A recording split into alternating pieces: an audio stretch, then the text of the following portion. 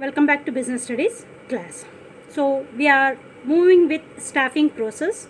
There we have started with manpower planning, that is initially the organization decides what number of employees I need, then the number of employees are decided. Then it goes with recruitment, that is informing the public that we have this requirement and motivating, stimulating them to apply for the job.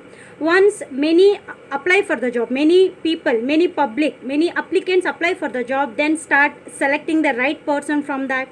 Once you select them, then you place them in a right place, that is you have to place them in a right organizational position, means you have to allot him the rights and responsibilities, authority and responsibility. And then the orientation program will be done, that is he will be introduced to the organization and all rules and regulations of organization, objectives, purpose of organization is made known to him. That is what your orientation program. Once you have given all these things, then we have seen training and development programs, that is we should give him some sort of education so that he should learn about the particular job, because he might be an experienced candidate or he may not be an experienced, so he might be a fresher, just he might completed his education and might get into your organization. So the theoretical things he know, but practically he should know many things. In order to make him know all these things, training will be given. Even though he is an experienced candidate having so much of experience in different industries at different places, but he should get equipped with the knowledge of your organization, your system of working. Hence training is very essential. It may be for the fresher or maybe to the experienced candidate. Then the development programs has to be conducted, that is teaching, giving him knowledge or making him to learn skills not only necessary for the present job but also his future, so that his efficiency increases, he can move to the higher positions. This is what we learnt in last classes. So in today's class we start with a particular step called a process called performance appraisal. What is this performance appraisal? As you know, performance in the sense the work done by them, appraisal in the sense rating that. Hence we say performance appraisal as merit rating. See, you can see the picture here. A candidate will be rated, a candidate will be evaluated in the sense his efficiency, the work what the employee is doing or has done will be evaluated, checked. Just like once you write the exam test, we the lecturers will evaluate your papers, isn't it? Same way, when the worker, employee who is appointed, who has been given with training and development, everything, later there will be check over his performance. That is what evaluation over his performance. So you can see some ratings like it. We can decide by seeing his performance. We have some standards and then we compare his performance with the standard, and then we may rate him poor or developing or good or outstanding. So that is the merit rating we say. That is what performance appraisal. That is evaluating the employee's performance and deciding in what stage he is. What is his performance level, whether it's outstanding, excellent, or okay, good, or he can develop, or he is very poor. So in this way we start evaluating the employee. That is what your performance appraisal.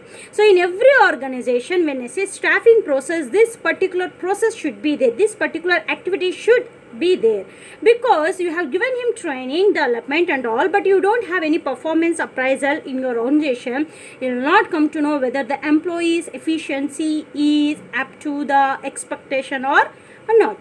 Here we can see the formal meaning of that. Performance appraisal means evaluating an employee's current or past performance in comparison with the set standards. So this performance appraisal may be in different way, but that is in the lower level. It might be day-to-day activities. In the sense, one day I told you to complete this work, at the end of the day I'll see whether that work has been completed or not. So at the lower levels it might be like that way, but in top levels or middle level it will be in somewhat different way. Generally yearly once the performance appraisal activity will be carried on. In general, performance appraisal means what? Evaluating employees current or past, what is already done or what he is doing. Okay, his performance, his work will be compared to the set standards. Standards are those targets. Okay, so you have done the work, but I have said this has to be done. I'll now check what I have said to the employee to do, whether he has done that or not. Checking that is called performance appraisal. That is evaluating and giving him a grade like he is poor, he is outstanding, he is developing, or he is just good. Okay, so here we have somewhat definition of Edwin B. Flifo. it is like this: performance appraisal is a systematic, periodic, and so far as humanly possible, an impartial rating of employee's excellence in matters pertaining to his present job and his potentials for a better job. This is what somewhat extended meaning of your performance appraisal.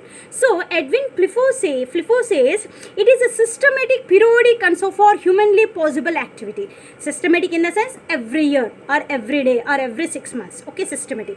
Okay, periodic, that is what it might in right intervals in a systematic manner. Okay, in a defined manner. How you have to check the evaluation, that should be in a systematic manner. See, your performance appraisal cannot be different to the different employees of a same range. What I'm saying is, if you are in bottom level, performance appraisal, that is evaluation, that is standards for that level will be same. For the middle level, it will be different. For the top level, it will be different. Depending upon your position, the measuring rod will be different, I mean to say. So it should be a systematic one. It is not like that I am in favor of some employee, so the standards what I set is different. I am not in favor of some employee, so the standards what I set for him is tough. It should not be like that. It should be a systematic one. Okay, rightly prepared according to that position. Okay, and it should be periodic, that is regular interval. Sometimes it might be daily, as I said. For the lower level employees, daily. Laborers, I can say, for them it will be daily, or to the employee somewhere it will be 6 months, or it will be yearly also. So maximum yearly ones they do that.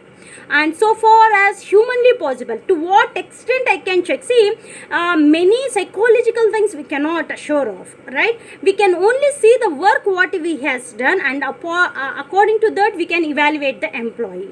So the employee's efficiency will be shown with the work done. See, sometimes what happens, I might be very efficient, but on that day I am not in good situation, good attitude, so I could not do the work. So you cannot decide me effective because I am intelligent, because by seeing my work you have to decide that I am a poor employee. Okay, so humanly possible in the sense my attitude cannot be read by anyone in a right manner at every point in a clear cut way. So on what basis you are going to define the employee performance? It is upon his work what he has done. See, for example, a manager is able to create good coordination among the workers, so that there is not at all no discrimination among the people. There is no disturbance. Everything is going with peace, harmony. Then I can say that manager is efficient because he is able to bring coordination among the different employees. So depending upon some result itself, I can say the efficiency. I cannot read the people's mind. So what Edwin Flifo says that as far as humanly possible, I should rate the employee. I should evaluate the employee. Okay, an impartial rating. Impartial in the sense no discrimination of employee's excellence, that is efficiency in matters of pertaining to his present job, how he is doing his present job, and what potentials he has for a better job. That is, what is his skills which can take him to the better place. Regarding these two things also, the impartial appraisal has to be done. This is what the meaning according to Edwin B. Flifo. Definition it is. So there we understand performance appraisal in simple in the sense rating an employee's performance. Okay, what you do once after rating? What is the purpose of rating? Why you should know the employee's performance in the sense? Because when I say a particular employee is efficient, he should be promoted to the higher positions. That is what your next step, promotion and career planning. See, you can see in your chart, the next one is promotion and career planning. Here we start with promotion. You can see there are many number of people, but only one is selected for the promotion. On what basis he is selected? Because when the company has gone with the performance appraisal, he is ranked outstanding, he is comparatively efficient, hence he has been given with the promotion. Then what is this promotion is? What is this promotion meaning? So promotion means advancement of employee to a higher post, with greater responsibility and higher salary, better service conditions, and thus higher status. So when I say promotion, it is a transfer of one employee from his present position to the higher positions, where he has greater responsibility, greater salary, better conditions, and also higher status. This is what. If you don't do performance appraisal, you cannot take or you cannot identify a person who should be promoted, that is who should be given the higher responsibilities. Edwin Flippo explains defines promotion like this: a promotion involves a change from one job to another that is better in terms of status and a responsibility. So this is so simple definition. So Edwin Flippo says that is this change of job from one to another which is better position, which gives you better status, responsibility and authority. So this is what your promotion is. So when we study about promotion, we should also learn another term called demotion. What is demotion? Just opposite to your promotion, it is demotion. The assignment of an employee to a job of lower rank with lower pay. It refers to downward movement of an employee in the organizational hierarchy with lower status and lower salary. That is, when a person is moved from one place to the other place which is lower than the present place, we call it as demotion. So it is just opposite to your promotion. This term you should remember. Okay. This is what your promotion regarding. Okay. Once you promote that employee, okay, through performance appraisal, you have come to know who is a right employee to be promoted to the higher positions, hence you have promoted him. Now, the organization should have career planning. That is one of the process, one of the activity in this particular step. What is this career planning is? You can see here, you can see the chart, you can see the just a picture. A particular individual will be having different ways to grow. He can set different objectives for himself, for his personal growth. Okay, so how we can study this particular concept of career planning? You can see here, a career planning is a systematic process by which one selects career goals and the path to these goals. So what is this career planning? Planning career in the sense future. Okay, so career planning in the sense planning for your future. So what in general what we can understand is, it is a systematic process where one selects his goal and selects his path also to reach that goal. We have seen planning, there we have studied demerits. Okay, planning alone does not give you success. As you have planned for your future, but you didn't plan through what you can reach there, how you can reach there. Then what happens? Your plans will be in imagination. That's it. It will never come into actual situation. So career planning is, it is a systematic process by which one selects his future, that is career, and even selects the path to reach that particular career. Okay, so what the organization has to play in this concept? So what should be organizational career planning? So when I say organizational career planning, organization is thinking about employees' career.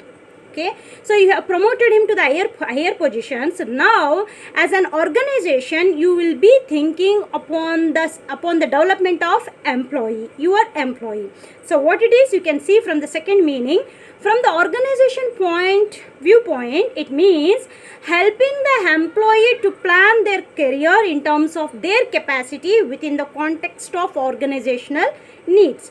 So organizational career planning about its employee is giving a scope to the employee to see where he can develop himself, where his capacities can be developed, where his abilities can be developed within the context of organizational needs. So the organization sees that if this particular employee is posted in that particular department, he can be more useful to the organization.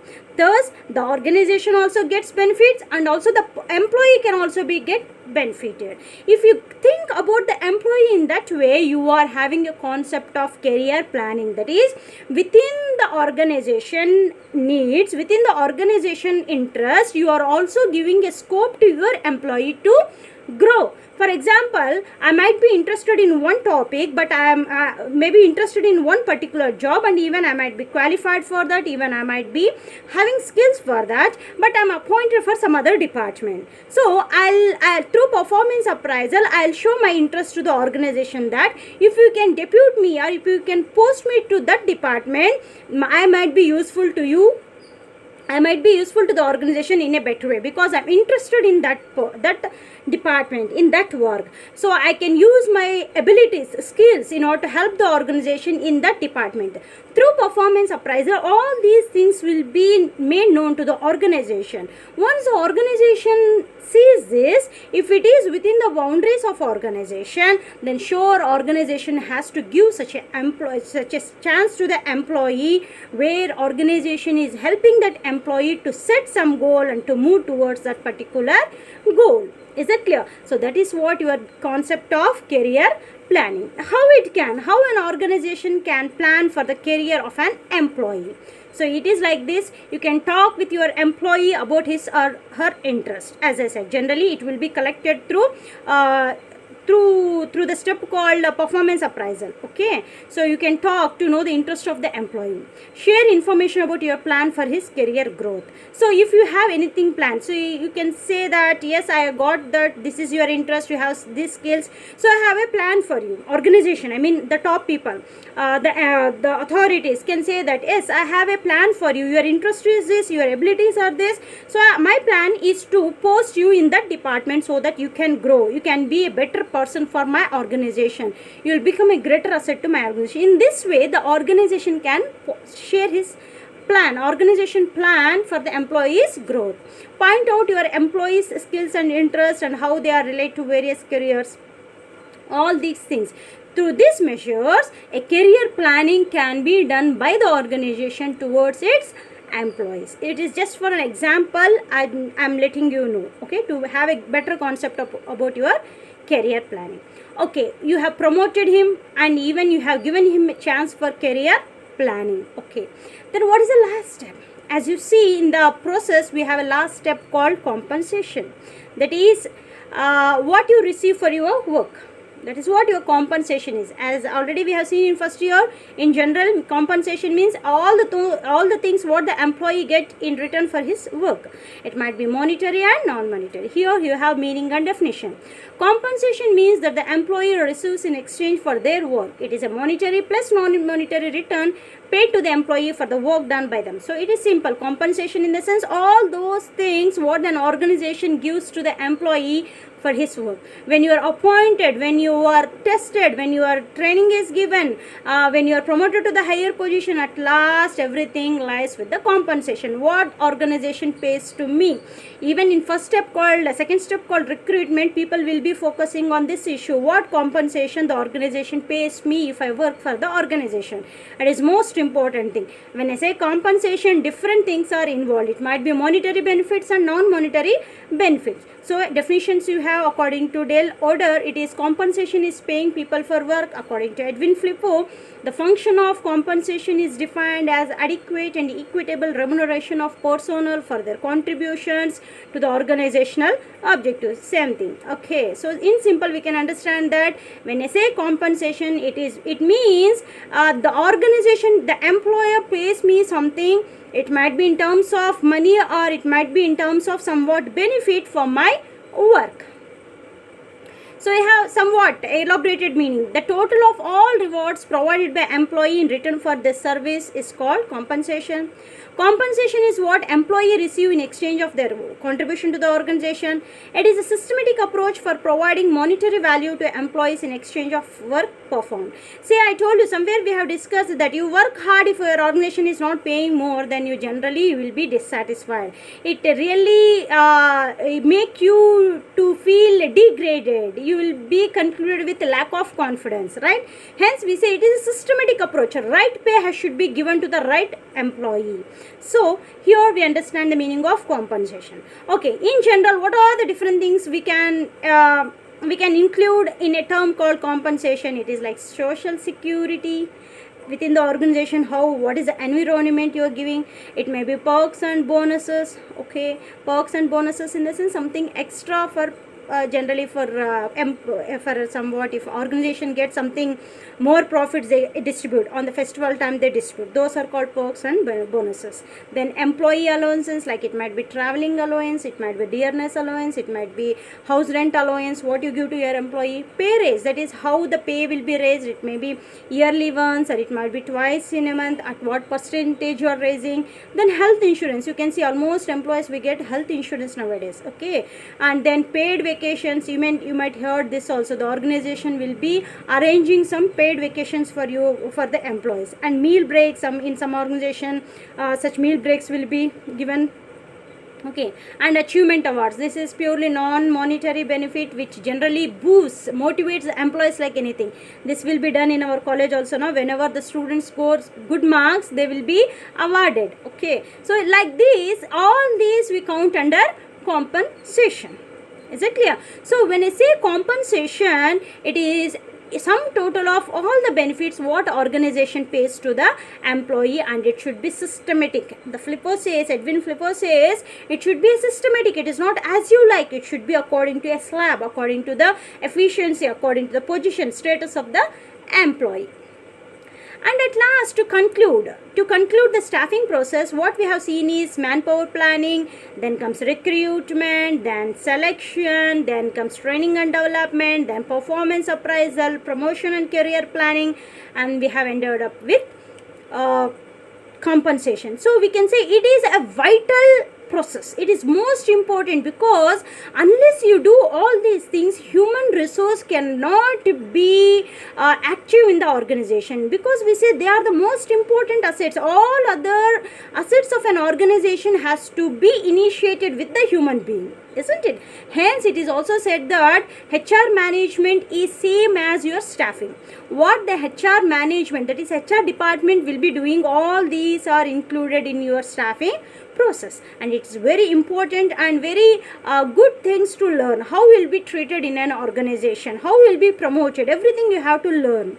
Okay, so go through the process, and I hope explanation is clear. Take the help of your textbook and notes also, so that you can have clear understanding about that. Okay, so in next class we meet with a new topic. Till we meet in our next class, take care, bye bye.